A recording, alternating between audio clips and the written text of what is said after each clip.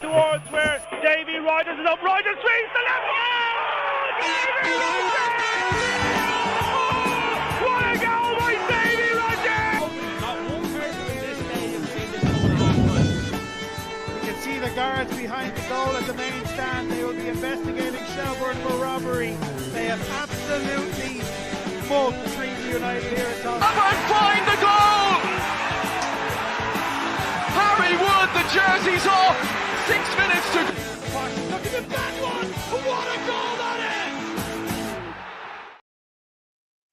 Hi folks, welcome to another episode of the League of Islands series. We started this stuff last week, and the feedback was so positive that we had no other option than be here again. And that's the approach. We're going to be here every Thursday, 7 p.m. I don't see any reason to stop this. It's a great start. I cannot imagine how much promising could that be as it happened last week. So for the purpose of today, I have Cornell. He is back. Hello. He was delighting the viewers last week. I have Matthew Dooley, sorry.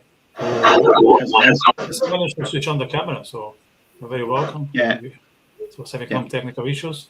So he's representing the Loi Talk team, and I have David Nolan from St. Patrick's. So he'll talk to us about their prospects for the upcoming division, starting in a couple of years. So I think that's also of interest. And at the middle, we'll talk about last weekend games and what we expect for this weekend. So there's plenty to go through. We want this session to be interactive like last time. So the chat box is open. Put the stuff there. If it's something they are talking, we'll comment your words if you want to add something. This is a free format conversation, so we're going to make it as natural and spontaneous as possible. I also want to encourage people to subscribe to the channel, to like and share, all that stuff that content creators do all the time. So I'm going to start with Dave, since he is our special guest here. So thank you very much for being with us this evening. I want to ask you to give us an overview about St. Patrick's. Yeah, so St. Patsy White, a Ringsend based club.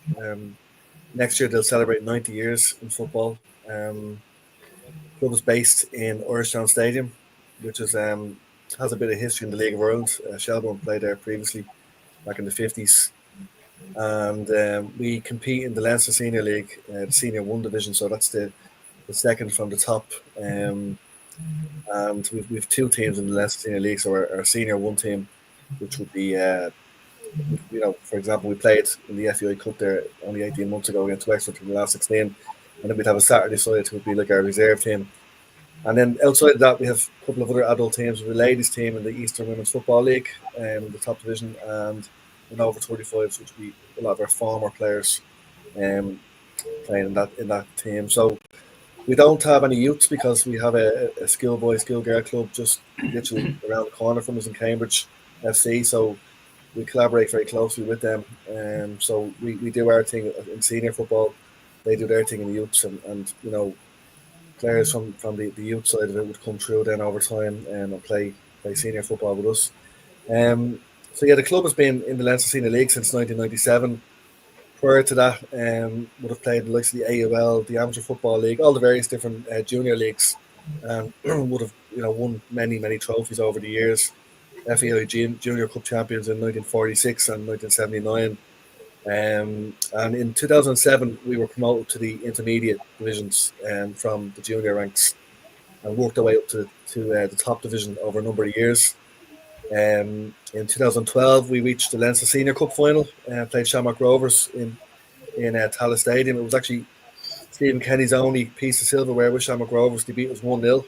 So that was probably the club's kind of biggest achievement in its nearly 90-year history. We were relegated from the senior division in 2019, so we've been playing in senior one ever since, trying to make our way back up. We were close to it last year. This year is not going so well. We're kind of down the wrong end of the table. I'm just hoping to avoid the drop and go again next year. So yeah, the club's been, like I said, been around football for a long time, and we've about 100 members in terms of players, and a very strong committee. We've a clubhouse on the grounds of Orangetown Stadium that was built in 2021 at quite considerable cost. So we have very modern facilities, 4 very large dressing rooms, like a communal room, like a players' lounge type of thing, physiotherapy facilities, basically everything that you would need for a modern football club to be able to run. And we use the pitch in Orangetown Stadium, the grass pitch, and also the Astro, which is just about 100 yards away from Orangetown Stadium in Ringside Park. Right. Now, in terms of the future, so what was the rationale for some Patriots to apply for the third tier? What are like the main motivators? Yeah, well, the main reason we made the expression of interest was so that we're involved in the conversation. We believe as a committee that we have the facilities are there for us to be able to compete. We don't know at this point in time what the requirements are going to be. We're waiting for the FEI now to share those details with ourselves and the other clubs that have made an expression of interest. So until we learn the exact details, we don't know what we're going to need to qualify. The reason why I believe, and our committee believes, we can actually make this happen is because, like I mentioned in the intro earlier, we did host a last 16 FEI Cup tie in Orangetown Stadium. We played Wexford. They beat us 1-0, and so we know we can host games of that caliber. And like Ringsend as a community is a very vibrant community. It's going to grow in terms of size. There's a very big development happening just a couple of 100 yards away from our home ground, where there's going to be 10,000 new residents. So I do believe that Ringsend would have has a lot going for it in terms of a venue for third-tier football. And there's a history there as well. I mean, both Shelbourne and Shamrock Rovers originated in the area. There's a lot of people who still support those 2 clubs that live in the Ringsend, Sandymount, Orangetown, kind of Pearse Street area. And yeah, we just think it's something that we certainly can do. The only issue I would see is that I would imagine the powers that be will want to have, a better geographical spread. I know the Dublin area is already kind of very heavy with teams in the Premier and the First Division, so they'll probably, I would suspect, limit the amount of Dublin clubs that go into this if they get enough interest from more regional clubs that have the facilities to go into it. But for us, at the moment, it's really just, we don't want to be out of conversation. We want to be, there talking with the other clubs and with the FEI about the possibility of coming in. We've said it very clearly as well to our local community, from whom we get great support, in terms of supporting the club. Local businesses and stuff like that are great. That anybody who wants to get involved and help us to push this along are more than welcome, to join the conversation and just see where it goes. Like I say, there's no minute detail on what exactly will be required. But my guess would be that if you can compete in the First Division, the rules around competing in the First Division in terms of facilities and spectator facilities, Orangetown Stadium can certainly do that, and so that's the starting point for us. Yeah. So you mentioned that the requirements were not shared yet. Is there a timeline for those to be revealed? No, they've been quite vague. So when we made our expression of interest in early January, we discussed it before Christmas, and and I got an email then from the FEI, from Gary Higgins in the FEI, who tends to look after the intermediate senior sides. He looks after the intermediate cup and stuff, and basically just acknowledging receipt of our expression of interest, and that as soon as the deadline had passed, they would begin reaching out to the clubs that had applied to discuss next steps. So, like right now, there was very basic questions asked in the submission. So, like they asked, was there a covered area for spectators? I mean, there isn't really an Orangetown Stadium, but there would be parts of the ground where you could cover yourself in the rain if you wanted to, you know. But I mean, there's a lot of the grounds, particularly in the first division, would have you know, areas of the ground that wouldn't be covered at all. So that was the main. I think that was the main question around facilities. It was just really a couple of questions around really just an application to express an interest, and just some very, very basic questions. So, like I say, we're waiting on more detail. And, you know, it'd be interesting to see who the other clubs are. The 67, I believe, in total have applied. The plan is to divide it north and south. So 10 teams north, 10 teams south. I don't know what that geographical divide is going to look like. I suspect it might be something similar to what they've often done with the Regions Cup team. It's the amateur representative team, where they've often had a playoff between the two kind of split regions, which kind of goes. It's not quite north south. It's more like northeast southwest of the split. So I'm thinking that's what they might do. It depends on the breakdown of the clubs that have applied.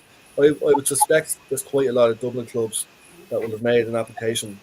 And there's many teams in the Leinster Senior League, you know, particularly in the top two divisions, that would have the facilities, you know, to cater for this particular competition. So, until we see more detail and understand exactly who's applied, it's kind of difficult to say where we are at this stage. Yeah. One more question, but I just want to say to people out there, if they can put the questions in the chat box, and Dave is happy to answer. And Corner or Matt, maybe I can turn to you if you have anything to ask. Maybe Corner, I can see you. Yeah, David, I'm just wondering, what's your thoughts on Shamrock Rovers? It's been reported that potentially they want to pull in a B team. I'm just wondering what's your kind of take on the idea of B teams being in this hypothetical, this future third tier? In principle, I wouldn't have an option. Wouldn't have a problem with it. I guess the Shamrock Rovers B team would be very strong.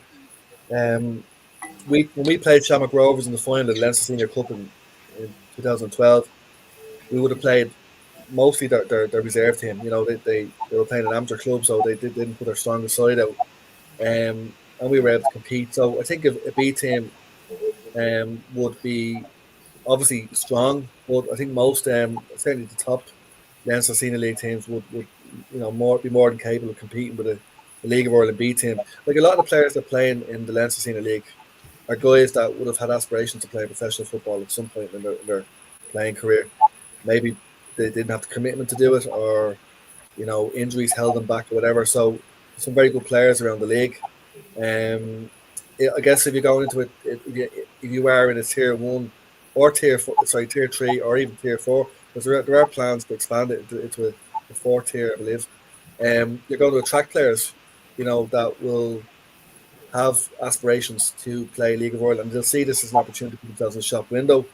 To give you a really good example of that, one of our former players, believe it or not, if you're not already aware, is Daniel Kelly, who's with Shelbourne now. Daniel played with Cambridge FC, went under the radar, and then he went to senior football, played for us for one season, played for Crumlin United for a season, then came back to us, and then Bray came in and signed him at Christmas time, and his career went off from there. So, like, the Leinster Senior League and the amateur ranks is a great place for players who have maybe missed the boat to showcase their talents. But I think a tier 3 setup is even better in the sense that it's going to be part of the overall League of Ireland structure. So, I think it's the B. Going back to your question, B teams, I wouldn't have an issue. I don't think many clubs will do it. Shamrock Rovers are the only ones that have done it in recent years. I thought it was a bit shambolic to play a B team in the 1st division. It makes more sense to have a B team in a 3rd or a 4th tier. So yeah, again, I wouldn't see that being a problem. I don't think it will mean that Shamrock Rovers are overly strong. Obviously, they can't get promoted beyond the 1st division, which would be an issue. Like you take UCD, for example, would have a team in the Leinster Senior League. I'm assuming that they won't be bothering with the tier 3 because they're already a League of Ireland club, So, but yeah, from my perspective, I wouldn't see an issue. I think if Shamrock Rovers need another opportunity to play their players and to give them some game time, then this is a good opportunity for them to do that. Cornell, anything from you? Yes. What's your take on the League of Ireland introducing the Irish non-league? What's your thoughts and your opinions on that? Well, I've long been a critic of the FEI because they get more wrong than they get right. But I think on this particular thing, they've hit the nail on the head. Like amateur grassroots football in this country is a mess. In my opinion, it's a mess. Like there's just all these different leagues doing their own thing, making their own decisions. Even at the moment, there's like a big divide in terms of like moving to a calendar year season, which I think makes perfect sense.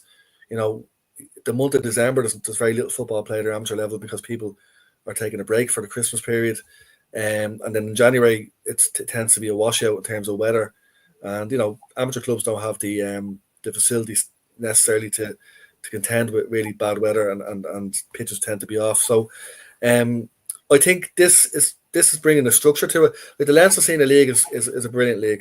It's probably the best run league in the country, and we've been in it for a long time. And I would have always thought that if they were going to go down this road, they would have regionalised it and have like the Leinster Senior League being the Leinster representative, the Munster Senior League in Munster, which is also a very strong and well run league.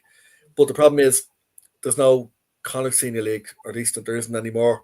There's no Ulster Senior League anymore. So I guess this was the obvious way to go.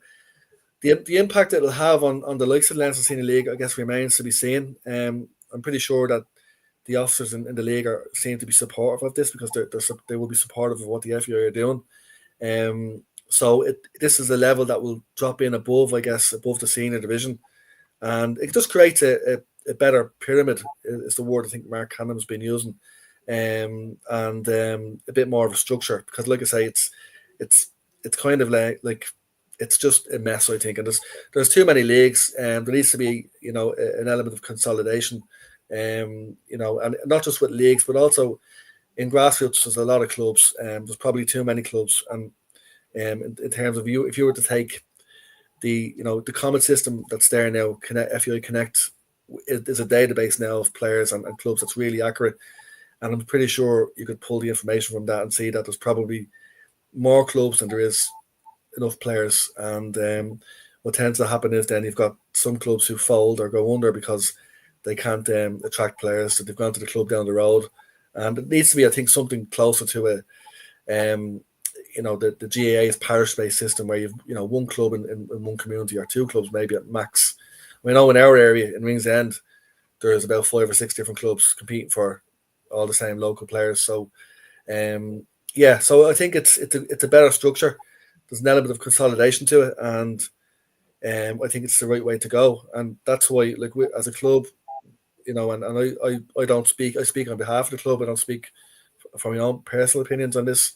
We believe it's the right way to go, and I think, like I say, the FEI don't get a lot of things right, but in this case, I think they're going in the right direction. So we got a question here from Matt. I'm going to put it on the screen and read it out loud. Do you think the vagueness in regard to the third tier is because of a lack of organization on the FII part? Well, I think maybe like the vagueness in terms of what's required. I think I would say they already have all those requirements in place. Like they're going to mirror, what's required to be in the League of Ireland. I mean, they had the old. I'm not sure if it's still a thing, but they had the old licensing system. So you have to have certain, I guess, governance and facilities in place to play at that level. I guess this will be a lighter version of that. There's going to need to be some concession around the facilities, and if you're a team playing in Tier 3 and you get promoted, or you finish top of that division, or you win the playoff, I guess there's going to be a playoff between the North and the South leagues, and maybe a playoff then between the winner of that and, let's say, the bottom team in Division 1. I guess then there's going to be a case where, do you actually have the criteria to play in Division 1? Because they're going to be higher requirements to play in that division. A bit like non-league football in the UK. If somebody gets promoted into the third division, then won't allow them in if they don't have certain facilities in place. So I think that I would like to think that they have all the information, ready to go, but just haven't shared it publicly. And I guess we'll see over the coming weeks what that looks like when they reach out to the clubs individually. So, but again, I don't know what the next steps are, and I would say it would be it is typical that they're not being more upfront about it, and maybe there are probably clubs out there that haven't bothered putting in an application because they just don't know what it's all about. But an expression of interest is not really an application; it's more, we like to look at this, tell us more, and that's really where we're at the moment. Yeah, very good. I have one here that I got from another fellow. So, do you think a national third tier will help bridge the gap between amateur and professional football in Ireland? Well, yes, because it's a structured league that will require, I guess, more professionalism. I know it's an amateur division, but like you'll have higher caliber of officials. For example, the officials in the Leicester League, don't get me wrong, are excellent at amateur level. But I guess they'll use this as an opportunity to give some of the younger League of Ireland referees more exposure. So yeah, there's a structure to it, whereas the Leinster Senior League is, it's its own league. It runs independently, obviously under the direction of the FUI and the LFA. But I just think, there's a structure there that's just not there right now. And if you look at other countries, there is we get guys coming to our club, particularly because of where we're based. We're very close to the city. We're very near to the tech hub in Dublin, where the likes of Google and Facebook and all those big companies are based. And we get a lot of guys coming to our club, that are working for these companies from the likes of Spain or Italy, or, and they would come to us and to play with us and get involved. And I'm usually the person that's dealing with them in terms of their international transfer. And they'll say, "Oh, I played in the 6th division in Spain," So obviously there's a structure in Spain where you've got the top professional leagues, and then as you go down, it's League 6, League 7, League 8, whatever. And when a guy comes along from, Spanish player says, "I've played, 6th division football in Spain," you kind of know straight away that's probably on a par with what a third tier would look like here. So I just think it gives a structure that's not currently there. And I think it does bridge the gap, yeah. I mentioned earlier about players that have gone on from the Leinster Senior League and gone on to have very successful, careers in the League of Ireland. I think you'll see more of that with a tier 3 system, because players that finish at under 18s in schoolboy football maybe lose interest because they're not getting enough game time in the Leinster Senior League, because it's a very tough, division to play in. There's a lot of guys that would be, it's sometimes ex-pros, ex-League of Ireland players, and as I mentioned earlier, guys that would have had designs on playing, professional football or semi-professional football. So they maybe don't always get the opportunity. I think this tier 3 and potentially a tier 4 will give more of those younger players coming through from schoolboy football the opportunity to actually play in a national league setup and improve their own game and put themselves in the shop window. So Matt has another question. He's very keen in asking you top tiers. He's asking, does the club see this as an opportunity to grow? Yeah, well, like I mentioned earlier, we're just a senior club. We don't have a youth setup, and simply because there's already a very large schoolgirl club in the same area. But I think it would help us to grow our profile, I guess. Bring more people from the community to the games. We would not normally play a home game on a Friday night on the Astro in Ringsend because it's floodlit. And players like to play Friday night matches because it doesn't interfere with their weekend too much. Welshtown Stadium is not floodlit at the moment, but maybe that's something that will come down the tracks. But with the summer season, you can still play, certainly for about an 8-week period. You can play matches on a Friday night, and light is not an issue. I think we have the 2 Leinster Senior League teams. We have the ladies in the EWFL. Maybe if this was this worked out, and like I said, there's a long way to go with this. But if we were lucky enough to be selected and we went down this route, it might then, see us maybe look at the potential of our ladies team, jumping up into the ladies national league, and I know they're crying out for new teams because there's not that many as it is. So yeah, in that sense, we could grow. But I think clubs that are going to go down this route do need to look at the community that they're based in and look around them and think, well, can we bring other people into this?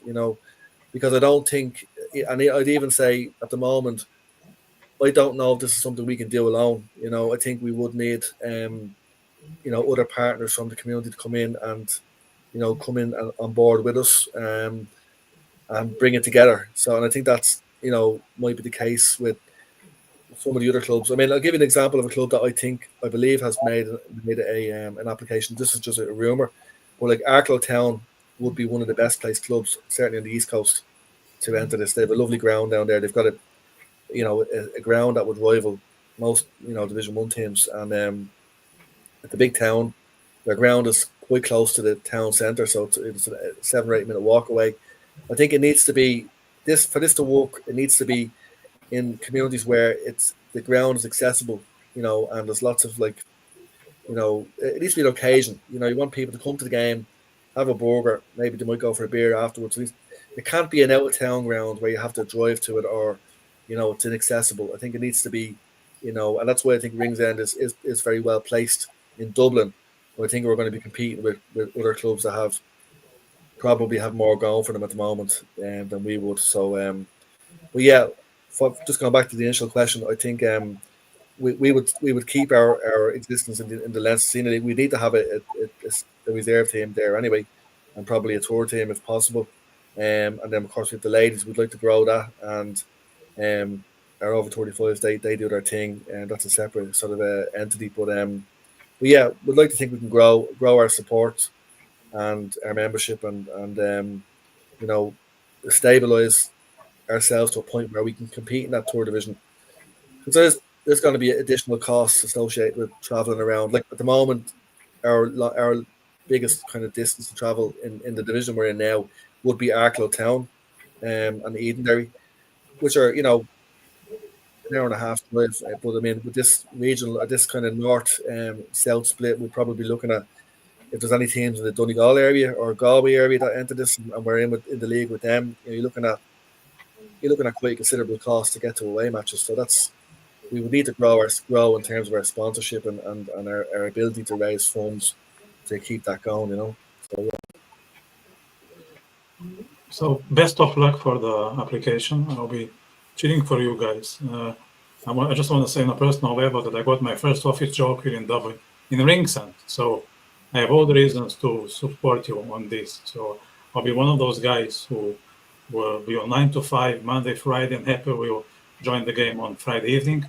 I'm still not on the dart line when it comes to residents, so I keep you on the radar and hope I can attend the game the next couple of years. Thanks very much. Yeah, thanks a lot. And I'd like just to finally say, we just want to be involved in the conversation, and if we're not successful at other clubs, we'll go ahead and we'll be very much supportive of this initiative. And if there's a tier 4 coming down the tracks and we go for that, then maybe that's where we'll end up.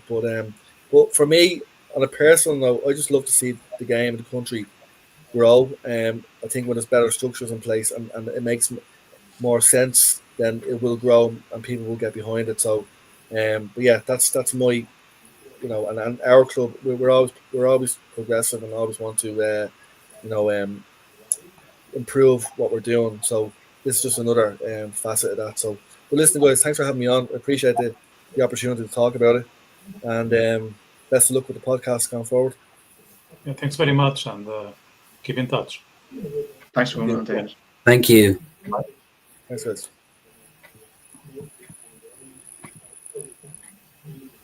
Right, so we're gonna move to last weekend game. So I will use the same structure. I put the score on the screen, and then I will say a couple of words about each game. Okay?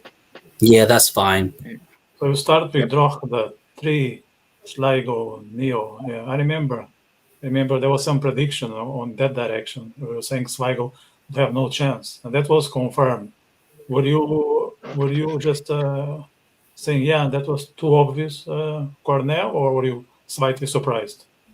I'm slightly surprised with Drogheda because obviously as I was talking with Matt last week that that Saloga Rovers haven't been on their best of form this since coming into the new season, and because John Russell hasn't brought players to work around Salogo's team and replace the players that they have lost from from the likes of Ed McGinty to Ellis Chapman and so on, then it wasn't that surprising why Drogheda won their game. And, it was a fantastic game. I thought Drogheda was fantastic. They got bombing forward on the break and causing Salogo so much problems. And, obviously they drew their first game to St. Pat's, and right now they can go into this game like they've done and really kick on with their season, and the confidence boost is really high for them.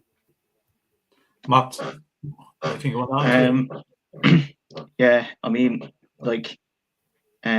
draw the great start to the season, obviously a draw against Pats, who are the title favourites, and then obviously this win.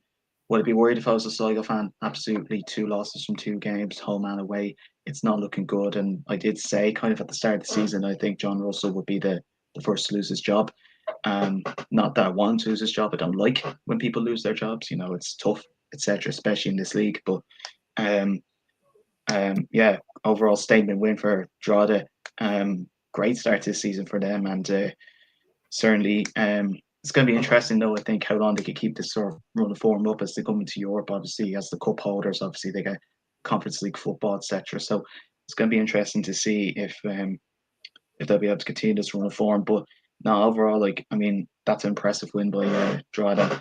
2 relegation favourites I would have had, probably in interchangeable order, but still, Drogheda definitely win that battle. And if I was a Sligo fan, I'd be worried, really worried. I was kind of worried for Sligo at the start of the season because they hadn't recruited well at all, as Cornell said, and they hadn't brought in any, or they sold a lot of their players, including Marhan, obviously, to us. So I'm a Bows fan, by the way, for those listening on Spotify. And overall, yeah, I'd be worried for Sligo. If I was a Drogheda fan, I'd be very cautiously optimistic. Right. Go to St. Patrick's one. You're just talking about St. Patrick's. It's not the start of the season that they and most of us were expecting. Gordon. No, we wasn't expecting St. Pat's to lose 2-1 to Galway United. And look, Galway United, absolutely brilliant form. 3 goals for Patrick Hickey, scored an absolute hat-trick against St. Pat's, and now is top scorer with 3 goals this season, with Sean Boyd with 2 goals.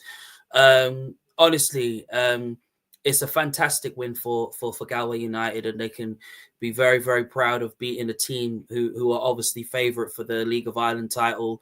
I still expect them to be, favourites for the title and challenge for it. I mean, Aidan McKenna's goal, brilliant goal, has to be goal of the season contender, to be honest. But, this is what Patrick Hickey does for Galway United, the absolute form that he's in. And, that's the reason why he is the player that has been selected a lot on the League of Ireland Fantasy Football League. And, honestly, I think, obviously, Moses Dyer still one favorite player that can still make a huge impact in their team and the other signings that they've made. But Patrick Hickey's going to go a very, very long way, and he absolutely tore St. Pat's apart. They just couldn't handle him, and that's the reason why Galway United are on top at the moment. And obviously, look, St. Patrick's, look, it's early seasons, it's early days. You don't expect the team to hit the ground running as you always should do. But look, as long as St. Patrick's can go on and get a couple of wins, I mean, 1 draw only and 1 loss, yeah, it's not good, but look, they'll start kicking on with their season. The season has just begun, and you would expect that from any sort of team. Just before I pass the ball to Matt, I want to incentive the people out there to put their comments. If they want to add anything about the game or any other topic they have in mind, chat box is open. So, or if they know someone who's not watching, but they're into this topic, share. We are still halfway. So, Matt, what's your perspective on this game? Well, double from Patrick Hickey, obviously, and I saw Keena's goal. I didn't see the other goals, and in fairness, I was pretty poorly researched for this game, but aside Keena's goal, absolutely fantastic strike from him, and look, not the start Pats were expecting. Fairly poor, I must say, from Stephen Kenny's side. I thought they'd be hitting the ground running, continuing the form that they had right at the end of last season. Remember last season they went on like a ridiculous winning run, pushing Shelbourne all the way to the title. I think it came down to like the second to last day in which they were in the race, but not the start Pats would have been wanting. I suppose Stephen Kenny will have a lot of decisions to make. I thought I saw briefly their game against Drogheda when they cut to it on Virgin Media when the lights went out of Tulka. That they looked extremely poor. Now, in fairness, I suppose. Look, as I say, I didn't watch this game. I didn't watch the highlights. I'm very poorly researched for this sort of game, but regardless, I'd still be worried for Pats. I'd still be slightly concerned. I wouldn't be too concerned though, because as I say, there's 34 games left to go. There's still plenty of time for them to turn it around. For me, they're still the favourites, but they need to pick it up. They really need to pick it up. And Galway are making a strong case for Europe at the minute. They have a very, very strong squad. And fair play to them for a team that only came up a couple of years ago. Not good from Pat's point of view. For Galway, fantastic start, and hopefully from their point of view, they can continue this. And there's no pressure of Europe, so potentially maybe Galway United outside shot of Europe, maybe finish above us. Yeah, so next game here is Waterford, Neo Shelbourne 1. Just want to say one thing here. Shelbourne they're winning, but they are not like trashing the other teams. So as some people were expecting. Matt, is it something that would be in your mind, or do you think Shelbourne is just ticking the boxes? They're doing what they need to do, really. They were solid enough against Derry. They could have easily scored 5 or 6. Odebeko definitely shut people up, I thought, against Derry. It looked like he almost was wearing his right shoe on his left shoe and vice versa. The amount of chances they had, they could have easily scored 5 or 6. Odebeko obviously again his first league goal of the season. I suppose it wasn't helped by the fact that Waterford got a red card, very deserved red card for Ryan Burke, obviously. It was a reckless challenge that, obviously was warranting a red card. But regardless, they're ticking the boxes. But sure, look, you win the league and you win titles by winning games, not by playing the nicest brand of football. And Damien Duff does that very well. Credit to him. Yeah, 100%. Cornell, how do you see Shelbourne and Waterford at this time of the season? What I see of Shelbourne, of a team, 2 wins in 2 matches, I've been saying it from time that Shelbourne are the reason why they are top of the table, and why they have the reason why is because of the winning mentality that Shelbourne has. And Damien Duff's style of play, his tactics, knowing his starting 11, because I've always said when you are a manager / a head coach, you have to know your starting 11. You need to know your best team, your best players, what type of formations works with your team, and how the tactics is going to work and the strategy going into the game. And Shelbourne went into this game believing that they could go on and win against Waterford, which you have to give Waterford the best credit that they deserve. They had created loads of chances and really tried to open up the Shelbourne defence, but they stood firm, they stood tall, and they got the job done. You know, they're not top just for a gimmick or to prove a point. They are top because of their winning mentality. They are top because Damien Duff believes in these players. He believes that he can get the very best out of them. He is showing everybody why they're going to be favorites to retain the title and win it once again. I mean, yes, of course, Shamrock Rovers wants to challenge and win their 5th consecutive League of Ireland title. Derry wants to challenge for it. St. Patrick's wants to challenge for it. But we're looking at a winning mentality team like Shelbourne and Damien Duff's mentality, and that's the reason why they can't be stopped, and it's going to be very, very difficult. When you've got Sean Boyd, who's got 2 goals this season, you've got Maid Odabenko, who's got 1 goal this season, and I expect him to basically go and crack on, and he'll score more goals this season because he's showing the type of player that he is, and Damien Duff is getting the best out of him. Every single player, and then the new signings has also made a huge difference. So this is the reason why Shelbourne is top for a reason. You just mentioned Odobeko. That was a Matt's question. Oh, that was Matt's question. There's a lot of attention on him. He'll probably make a difference at the end of the journey. Let's go to next game. I'm gonna bring the ball back to Matt, since you are a Bows fan. Probably were expecting a different outcome after beating Rovers. How do you see this result after the best start that you could imagine for the season?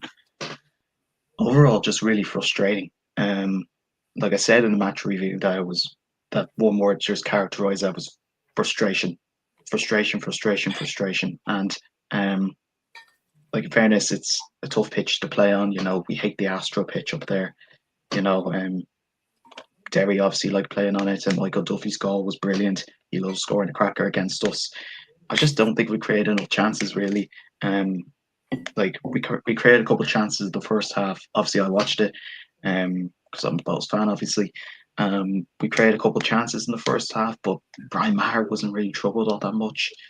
It was a very cagey game, apart from obviously the touchline scuffle, which now means Alan Reynolds will miss the game tomorrow, which would be a huge blow, I suppose, for Bows, and obviously Derry as well. Their manager will also miss tomorrow against Waterford. So, look, I just think overall it was just a game of frustration. It was a game of just, we didn't create enough chances and we got punished for it. Derry, they learned their lessons from last week. They were defensively sound, they held firm, and we had a decent chance towards the end, I suppose, from Ross Tierney. It was driven to the left of Brian Maher's goal, but I think, you know, we've still got a lot to work on.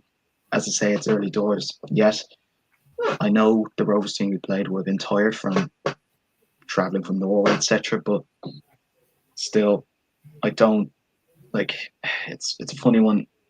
Like, would I be worried?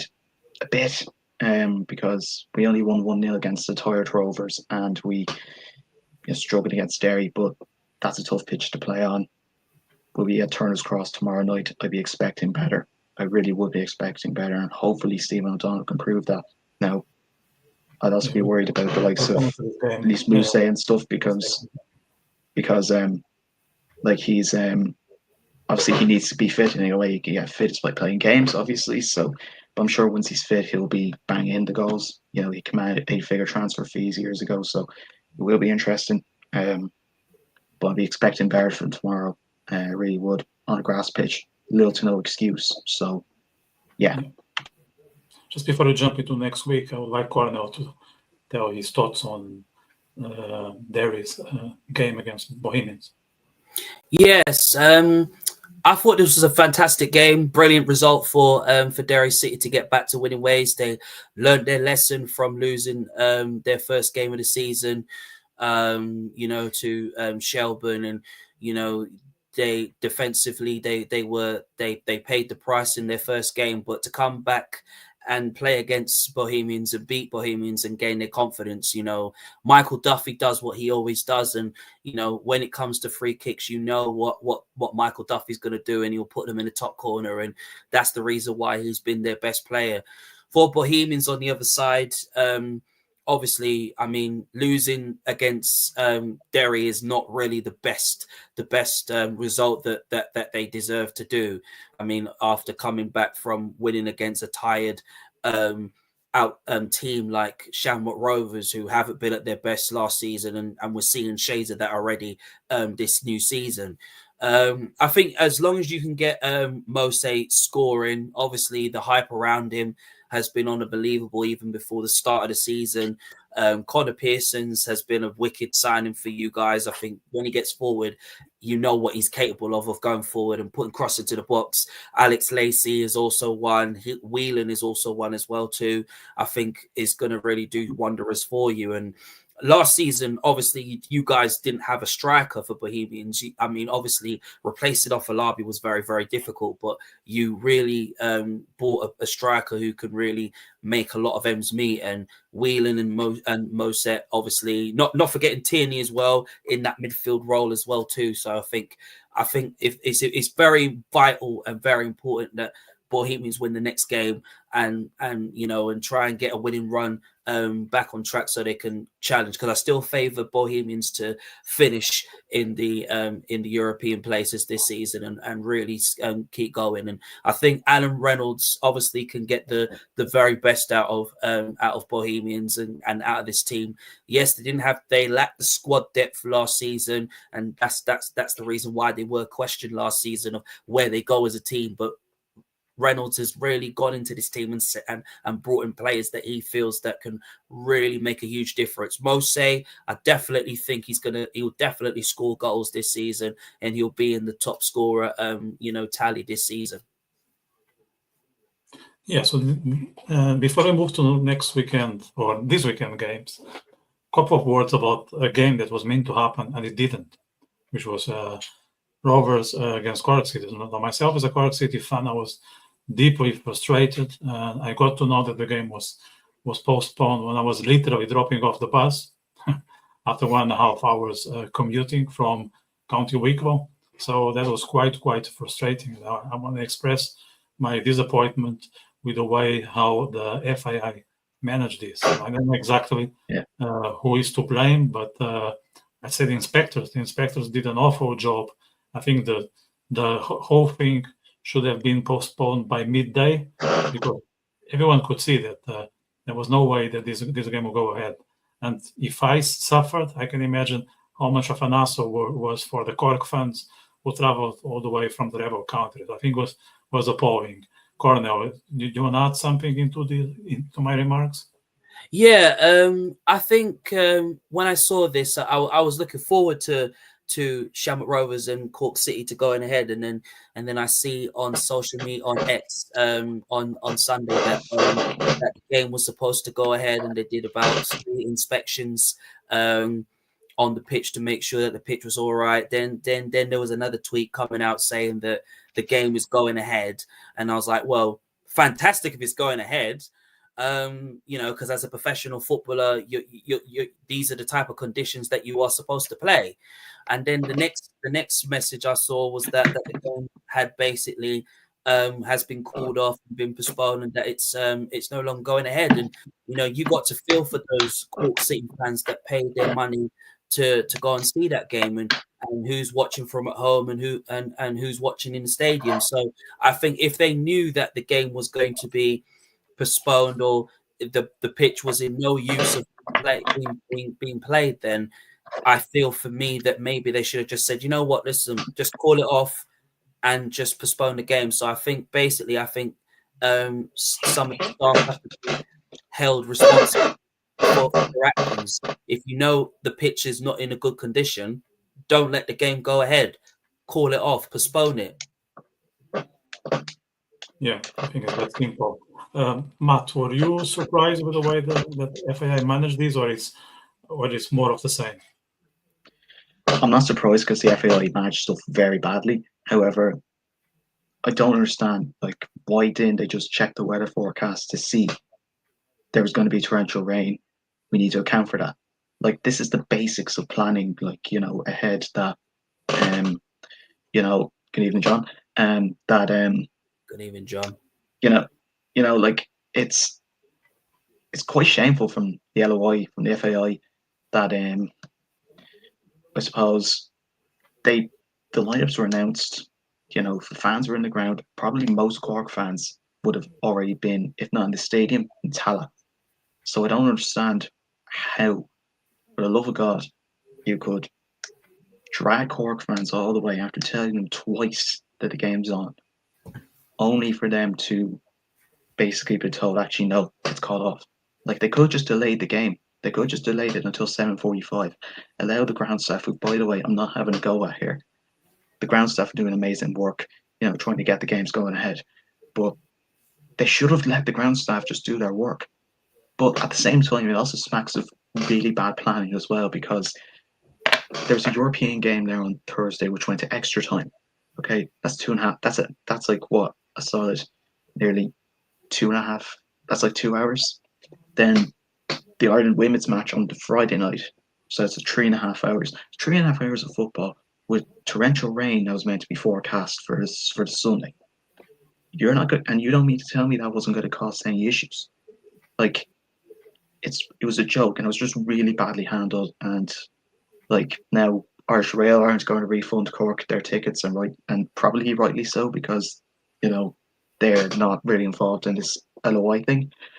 But honestly, there needs to be some sort of, not investigation, but lessons really need to be learned, and they need to make sure it doesn't happen again. If there's any doubt whatsoever as to whether or not the game could get suspended, if they're needed to do another pitch inspection, just call it off before the fans have left the house. It's a joke. And I know it was a pain in the arse for you, Vitor, but imagine the pain in the arse for many Cork fans. Like, it's just ridiculous. And 100%. It's a shame, because not only did I waste time making a graphic for it, we also didn't get our football, which, I was looking forward to. I was looking forward to watching a game as a neutral, even though obviously I hate Rovers and stuff, but I was looking forward to watching a game as a neutral. I wasn't able to do that. But look, hopefully this doesn't happen again. It can't happen again. But it's the FAI at the end of the day. So let me bring this to attention, something I spotted on social media. So if you were traveling all the way from Cork to attend the game on Sunday, and you still have the ticket, okay? If you head to the Corners Flag, which is a pub just next to Turner's Cross, you can get a drink on the house. So keep that ticket, you will get a drink. I think it's a very nice gesture from the Corner Flag. So I want to send my massive gratitude. I think it's good to look after the fans and compensate them as much as we can, in this circumstance. So I just want to bring that to attention. There's a comment here from John. Obviously, nowhere near as bad as the poor souls who actually went to Dublin, but I also ended up losing out on a game from my LOI TV month subscription, which I just bought before the game. Maybe that should be refunded as well. There should be some sort of compensation for those who bought the ticket on TV. And that's a cost. It's also a cost. Before we move on to these weekend games, and something we haven't covered last Thursday, but maybe it's worth having just a brief chat. The first division. So we won't go game by game, but if you guys can say a couple of sentences about where are we at the moment, any highlights. So I keep the ball with you, Matt. Well, I think for starters, you have to, firstly, 2 games were called off. UCD Bray and Longford Wexford, just Warlock pitches, but they were actually called off in a much better manner as far as I know. But regardless, I think my big highlight has to be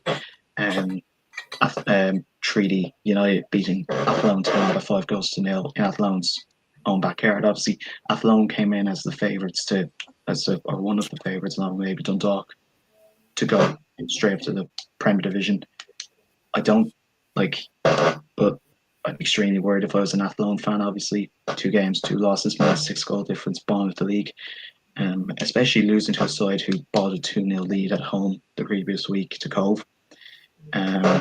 Obviously, there was a 0-0 draw then. Speaking of which, there was a 0-0 draw at Cove, which you remember, obviously, one of our lads was actually at as a media and got to speak to Cove manager afterwards, which was really nice. So anyone from Cove is this massive shout out to you guys. And obviously Dundalk continuing their good start to the season in Donegal, 1-0 win over Finn Harps. 2 wins from 2. Dundalk are making a decent case for themselves. Obviously, with their cagey enough wins, a second-minute goal from Sean Keogh did it for them. But look, they're doing enough at the minute, and from an Athlone fans' point of view, definitely extremely worried because you're bottom of the league, you're one of the favourites to go straight back up, and you're losing 5-0 on your own patch, and especially considering I believe that was Treaty's only 5 shots on target. So very worrying in terms of maybe the goalkeeping situation, etc. I didn't watch the match because it was on the same day, obviously, as Bow's match, but I'd be extremely worried nonetheless. Cornell, any thoughts on the first division? Yes, my thoughts on the first division. Dundalk extending their unbeaten run. Dundalk are showing why they are the favourites to win the first division. For them to do what they did against Finn Harps, I think is brilliant. And Treaty United also, obviously. Lee Devitt as well, who scored a hat trick, winning 5-0. I think Treaty United are also to be considered as favourites as well, and challengers to win the first division as well, as long as Dundalk do it as well too. But it's been it's fantastic in the first division, and you've got Kerry FC as well, who's also on fire as well. So it's brilliant in the first division. Right, just got a comment here from John Brennan. He said, I was at Treaty Athlone Friday night, delighted with our lad's performance. I miss Lee G. Lynch from the team. Lee David, different class, important to be back up tomorrow night against Harps. Yeah, I'll be very happy if I'll be a Treaty fan for sure. So let's move to this weekend games. There's a lot to talk about it, so try to be concise. Let's start with Cork Bows. So I just want to say a couple of things on this game. I think Cork will be quite frustrated after not playing last Sunday, because they will have taken advantage, and they need to win, because it was not quite. I think it wasn't positive to consider the equalizer with Galway. It's not that Galway did a bad game, but it happened just at the very last stage of the game. So I think they're going to start the game with the intent to win. Do they have the skills for it? I don't know. How do you see it as a Bows fan, Matt? Thanks. As I say, we need to be far better tomorrow night than we were in Derry. We need to just go at them far more. Do I think we can? Absolutely. Cork are, no disrespect, so you should be beaten. Although my mind instantly goes back to last year's game at Turner's Cross in the summer. It was one in which, it was the season before, excuse me. It was one of the ones we were on a really bad run under the Declan Devine. And I remember literally scored, and then we conceded a minute after. We can't be doing that again, obviously. I say it's going to be an interesting game. Cork were definitely fairly strong against Galway. Obviously conceded in the last minute, would have done bad. And also the fact that I suppose not playing last week was both a blessing and a curse. It could be a blessing because they're more rested. Injuries have had a chance to recover. Obviously, Cotto O'Sullivan is a player who they'll be sorely missing. Teenager, obviously, with a knee injury. But apart from that, and then it could also be a curse because it could also be fairly rusty. Especially considering they've only had one game under their belt. Bows have had 2, so it could be interesting. And I don't know what to expect. I could honestly see us drawing 2-2. I really could. But then at the same time, our defense actually looks solid enough. The goal we conceded last week was a set piece. It was just a piece of brilliance. But overall, we were defensively fairly solid. So, I'd say 2-1 win for us. Right. Cornell, what's your prediction? My prediction on this game, Bohemians need a win. Obviously, they need to strike back after losing their game last week, and obviously, I think as long as they can get a very fantastic run going and get back to winning ways, then Bohemians will be all right. But Cork City obviously will be very, very extremely frustrated about their game against Shamrock Rovers being postponed, and they will want to try and keep their form going as well when you've got Maguire in there and you've got Keating in there as well too, and Bolger in there. Then it is very, very difficult. Obviously, Cathal O'Sullivan is injured at the moment, and that's a big, big blow because, you know, he's the next future of the League of Ireland. And at the age of 17 years old, he's like a young Phil Foden sort of type of player. But I think like Cork City will be up for this game. They'll be coming into this game with high expectations for them to go on and win and to get all 3 points. But Bohemians will want it more than Cork City. So I think for me, I'll definitely say I'm going to say 2-1 to Cork City. Right. So let's move to next one. I know Matt, you are on a rush, so I will let you start. The big Dublin derby is here. Shelbourne, Shamrock. Yep. Shams obviously Ringsend Derby, as it's known, even though neither are in Ringsend anymore. They don't know where they are. They're drunk, clearly. That's a joke for legal reasons. But regardless, I think it's definitely going to be an interesting match. Obviously, similar to Cork Rovers. Obviously, they didn't play during the week, but I suppose the blessing of being knocked out of Europe is they've now had a chance to fully kind of focus on the league and full focus on the league. Shells, obviously, as I say, 2 wins on the trot. They're top of the league right now. Will they go for 2 in a row? There's a possibility. I'm not ruling them out. I'm not ruling them in yet. It's only 2 games. But at the same time, Rovers, obviously, they were tired against us. They were very, very tired looking against us. You could tell that. They'll be fresher this week. Again, there could be the rustiness staying in. But still, I think it's going to be a decent game. I'm going to go for Shell's win here.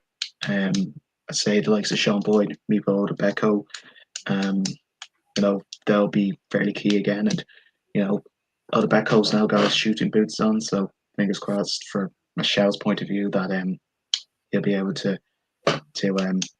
hit the back of the net this time, because as I say, against Derry last time they were at Talca Park, they could have easily scored 5 or 6 goals. They really could have. Like, it was very one-sided. So absolutely, I think it's going to be a very good game. I say Shells will win it. Shells will edge it. 2-0. Right. Cornell, do you think Shamrock can afford to lose again? They can't afford to lose again. I mean, look, they lost in the Dublin derby to Bohemians. They lost in Europe on penalties, and they look like tired. They look like a tired of a team that obviously haven't been at their best. Like last season, they wasn't at their best, and that had proven that. But this game obviously is a big another Dublin derby where it's now a nothing for Shamrock Rovers. Like Shelbourne are already the team that they are already for a reason, because of the winning mentality that they have. But every time you look at Shamrock Rovers' team right now, and you look at their defense, you look at their midfield, like their strikers up front, they've only got Aaron Green, they've only got Rory Gaffney, who's in and out of the team, so they still haven't replaced Johnny Kenny. And until that obviously that search is over, I mean, if they do bring in Ofalabi in the summer, which looks likely they're going to do that, then he will definitely help them get up the table. They haven't replaced Poom in this team, they haven't replaced Neil Ferrugia in the team, so it is very, very difficult. Depending on how Stephen Bradley lines Shamrock Rovers up, it's going to be very, very interesting. I mean, obviously, they need another winger to be added to their team. If they add Asamoah to their team from Wigan in the EFL League One, they've got a huge chance. I still consider them as favourites to challenge for the League of Ireland title and to win their 5th consecutive League of Ireland title. But if they want to do that, they have to, improve the squad a bit more. Stephen Bradley has to do that, because to challenge for the League of Ireland title, you've got to have a fantastic squad. Damien Duff has got a team challenging players who can really give 100% to their game. It's not to say, oh yes, they are a tired team. No, they're not. They are going strong because they have the winning mentality. Shamrock Rovers, when you look at them and you look at their team, you can't see no winning mentality in that team. Like, the best players out of that team right now is obviously McEneff. You've got obviously Dylan Watts, best passer in the team. You've got Jack Byrne, who's in and out of the team, and you got, Graham Burke is in that team right now, and Danny Mandroyu is in it. Obviously, signed a new multi-million deal with the club. But Shelbourne are the reason why they are top. They are favourites to win this game. And there's no way on earth that you can say that Shelbourne can't win this game. Shamrock Rovers, do I think they need to win this game? Yeah, they do. But it depends on how they line up and what style of play that Stephen Bradley does. So it's very, very difficult to say, does Shamrock win it? Do they not? It depends on what team they put. If they put the right team out and the right players out, they've got a huge chance. But right now, every time you look at Shamrock, you look at Shelbourne right now, they are just unstoppable right now, and you can't overlook the likes of Odobenko. You can't overlook the likes of Sean Boyd, Ellis Chapman in that team. Kerr McRoy is in that team. It is so difficult to rule them out, and then you've got a defensive solid back line of Barrett and Gammon in this team and Tyreek Wilson in this team. So for me personally, with all due respect, I see Shelbourne winning it and Odobenko getting a brace against Shamrock Rovers. I would be very hesitant to put my money on this game. I don't know about you guys, but the Galway, to me, is unpredictable. Do you have the same approach to this game, Matt, or you can see who will be the winner? Yeah, thanks. Go wins obviously for both teams. Obviously they drew their first games this season. They won their last games, so it could be an interesting game. Drogheda, obviously, they put a decent performance against Sligo. Galway shocked everyone, I suppose, with that win against Pats. You're right. To be fair, I'd be struggling to predict a winner. Last season, last time they were at Drogheda Stadium, which changes its name every 5 minutes. Drogheda were 2-1 down in added time. They came back to win 3-2. Or sorry, Galway United were 2-1 down. They came back to win 3-2 in added time. So, it's good. These teams obviously have history. I'd be predicting a 2-all. It's too close to call. Cornell, are you more confident with the outcome of this game, or you are as hesitant as myself and Matt? This is a bit hesitant with this game, but for me, I can see Drogheda getting a win against Galway United.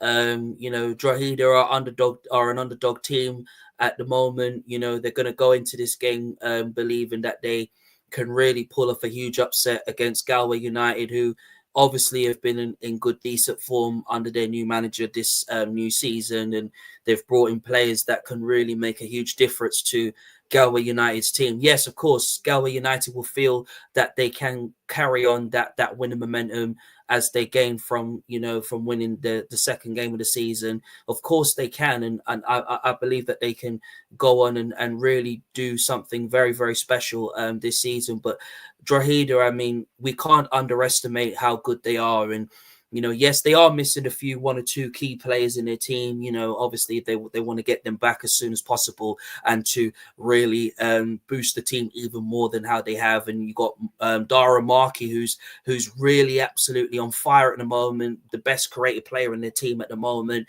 You got Thomas Owala, obviously, that wants to score goals, and he's going to be one to watch as well too in the Drogheda team. But look, this is going to go in Drogheda's way for them to win against Galway United. Galway United will look the team, will also give everything they've got to Drogheda. But look, Drogheda is the underdogs, and that's the reason why they are they are where they are. And I favour them to obviously stay up this season, and never know.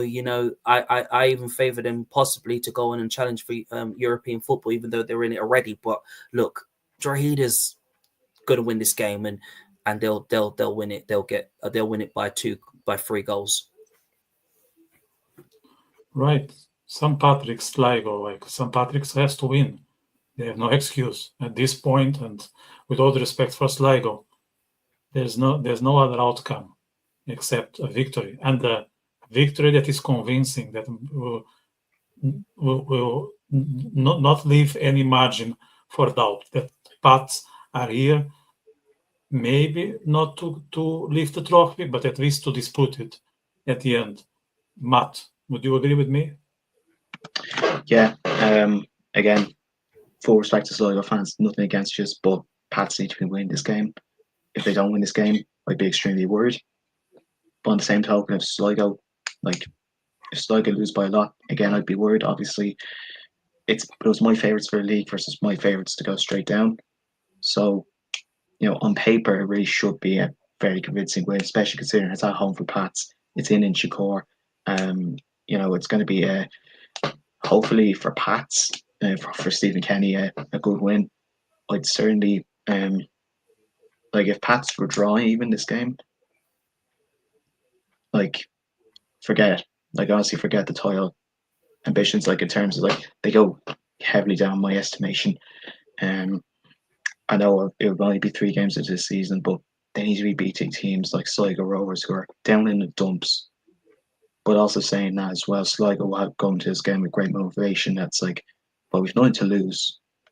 Let's just chuck everything at it. So it could be a decent game, but you should still expect Pats to win this. I think it's going to be the biggest margin of victory in the league this week. I think it's going to be a 4-1 win for Pats. And also, I'll have to quickly run after this, I'm afraid. So you have to do the last 2 games without me. I apologise. Yeah. I just put Hero on the screen. Derry Waterford, that's the last one. Okay. One, I think. And Derry Waterford, look, as I say, Derry going into great confidence for this one. Obviously, won a win over Bows. I didn't think they played all that well last week, though. Again, Waterford, obviously, Ryan Burke's out through suspension. I'm not sure how long it is. It might be 2 or 3 games. I'm not sure how suspensions work. But I believe Derry will win this. Actually, do I? No, it's going to be an interesting one to see, because Waterford do look decent. They look decent. Great game up in Sligo. Disappointing loss to Shelbourne. Obviously, it's kind of this same, but in reverse for Derry. So I'd say Derry will draw. I think it's going to be 1-0 up at the Brandywell. Right, I think you need to go. So thanks for your insights, Matt. The door is open, so hope we can see you the next upcoming weeks with your views on how the league is going, on what the fans can expect for the remainder of the season. Yeah, Thursday's always awkward for me because of training, etc. But I wanted to come on anyway because I'm a Bows fan, you're a Cork fan, so it's always going to be an interesting one. So, yeah thanks very much, and hopefully I'll see you in the next few weeks. Yeah, all right. Take care. Yeah, take care. Yourselves, guys. Take care. Cheers, guys. Talk to you. Right. Okay, so go back to previous game with St. Patrick's Sligo. Cornell, you think St. Patrick's will be nervous to win the game, or they will recover the confidence they had at the end of last season? They'll be very, very confident going into this game versus Sligo Rovers. Sligo Rovers haven't been at their best form at all since the new season has started. Their best player at the moment is Jay Hickey. Scored a brilliant goal in the first game of the first day of the season, but despite bringing in Sargent and bringing in Matt Wolfe, and obviously they brought in another striker in as well. The form hasn't really been hasn't been going, and that's the reason why Saloka Rovers haven't been at their best at all. St. Pat's obviously will want to respond from losing their second game of the season to Drogheda. This is a game that St. Pat's will want to go into this game and believe that they can get a huge result. Obviously they haven't got a win as such yet. They've obviously drawn one game and lost one this season. So they'll be willing to go. I mean, Aidan McKenna obviously will want to get on the goals. Mulaney, Zebedee, and Simon Power as well. Obviously, Jamie Lennon is a big blow for them in that midfield as well. So it'd be very interesting to see how Barry Bagley fits in, how well Rommel Palmer obviously fits in as well too. So it'll be very interesting as well. And then I think seeing how Chris Forrester gets in as well when he's fit again. But look, I think Stephen Kenny will put his best 11 out against Saloka Rovers, and I think there's going to be a massacre in this game, and I can definitely see St. Pat's winning this game against Saloka, and I think if Saloka don't win this game, which looks highly unlikely they won't, then John Russell is going to be out of a job, and I feel like whoever becomes the new Saloka manager it'll be very interesting. Yeah. The last game I have here is Derby Waterford. What's your perspective on this one? Is there any favorite? My perspectives on this game is that Derry City obviously got their win, fully well deserved last week. Hugely happy for Derry City and Ian Lynch's team. I thought they approached the game very, very well on their win. They deserve to beat a Bohemian side who obviously went on to beat Shamrock Rovers in the first game of the season. So they'll have huge confidence going into the game. Michael Duffy, obviously, I think is just unbelievable. Can score out anywhere outside the box, can create assist. Boyce, obviously, Ferguson will want to make their impacts hugely known. Robbie Benson, Don Thomas will want to make his huge impacts and their huge impacts in the game as well. And I'll be very interested to see how they're going to react, with Ian Lynch not being on the touchline, even though I think the red card, I don't think it was a red card, really, to be fair. But, look, it is what it is. And I'll be very interested to see how they operate. But definitely, I think Derry will come into this game believing they can get a result. Waterford, obviously, look, they are a huge team. And Waterford have shown that they can be huge underdogs, just like Drogheda can as well too. But the amount of if they can get Almond scoring like he did last season with 13 goals last season, I think they'll be all right and stuff. And I think they'll still challenge for European football, this season. But Derry City, I think they look like a different team this season, so won't put past them. Right. Yeah. Thanks for the insights. I think we are done with the games. There's only two comments here that I want to bring it to the table. One is from John. Let me just find it here. It said, I'm a bit concerned about us. I think he's referring Cork City, if I'm not mistaken, having a 2 weeks break. I think we are at our best when we have rhythm, but I'm sure Team Clancy will have the last training at the high intensity. Yeah, I would agree with John. I think Team is very strong, especially on the psychological side of the house. He's good at motivating, and he keeps the adrenaline levels at the point that are necessary for the games. How do you see Cork City having this 2 weeks break and then coming back to host both, Cornell? The 2 week break for Cork City will do them justice. Obviously, it will give the manager a lot more time to know his team and to know his squad, to try and get them ready for their next game after they've played tomorrow, obviously. And I think obviously the 2 week break will really boost their confidence going into the game, to the amount of games that they got coming up. So I think it will do them very, very good. Now we have from John. Who would be your early shouts for player of the season? My early shouts for player of the season, I'll definitely say Maid Odabenko. Definitely Sean Boyd is definitely in there. I would definitely say Matt Healy as well, Shamrock Rovers, Ross Tierney as well is a possibility as well. Sean Maguire as well, I think is also one as well. So there's quite a few contenders in there for this new season, but definitely for me, if I had to pick anybody that deserves player of the season for me, it has to be Sean Boyd for me.